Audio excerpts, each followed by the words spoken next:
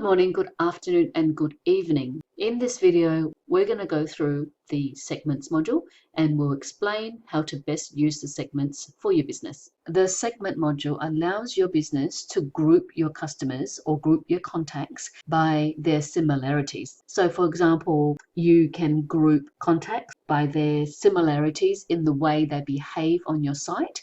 For example, you could have a group for followers, or you could have a group for followers, that is people who are following your store. You could have a group for those who have added offers, any offer, to their wish list, or you could have a group for customers. So that's segmenting your contacts by how they behave on your site. You might target different groups of people. So for example, you might target dads for a specific offer, or you might target mums for a specific offer, or you might target grandparents for something else.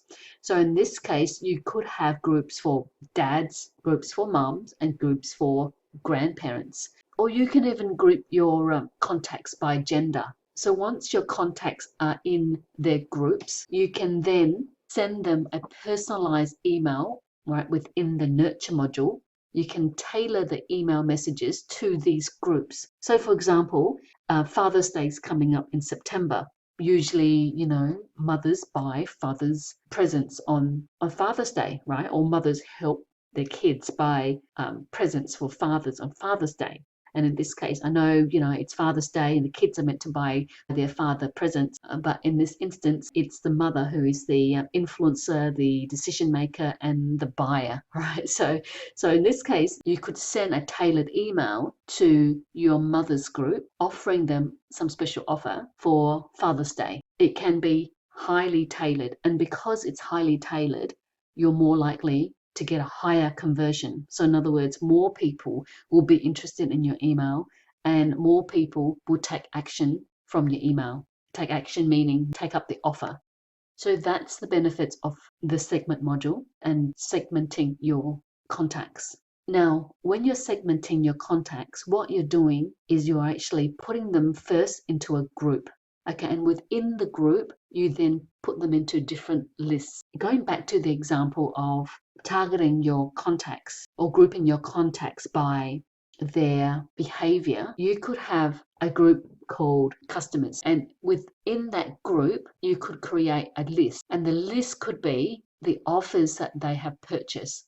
Remember, in your offers tab you have a whole series of offers, so you might have an offer for bulk discount offers, right? Or you might have an offer group for coffee lovers group, for example. So your group might be customers, and then your list might be coffee lovers customers or bulk buy customers. A list is really a subsegment or a subset of the group. So one group may have many lists. Another example that I could share with you that might make more sense is if you have a national business, for example, you have a store in all the states of Australia, right? Your group might be South Australia, and then your list might be northern store or city store or southern store, right? So one group, South Australia, may have multiple lists, the north, south, and central store. Hopefully that makes sense.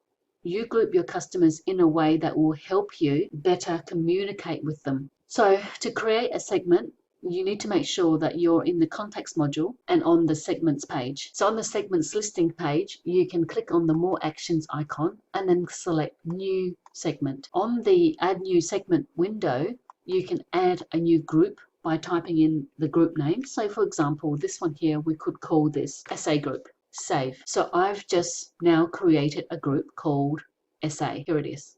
There's no list assigned to this yet. So now what I need to do is go and create a new segment, and this time I'm going to create a list. To create a list, you have to first choose a group, and then you need to create a list that falls under this group. So in this case, I'm going to call it North. Let's just say I've only got 3 stores, and I've got the North store. Save. And then I'm going to create another group, and I'm going to create another list. Okay, under SA, and I'm going to call this Central Store, right? As easy as that. you have created now 2 segments. Okay, both of these are under the group essay. Okay, one is for the central list and the other one is for the north list.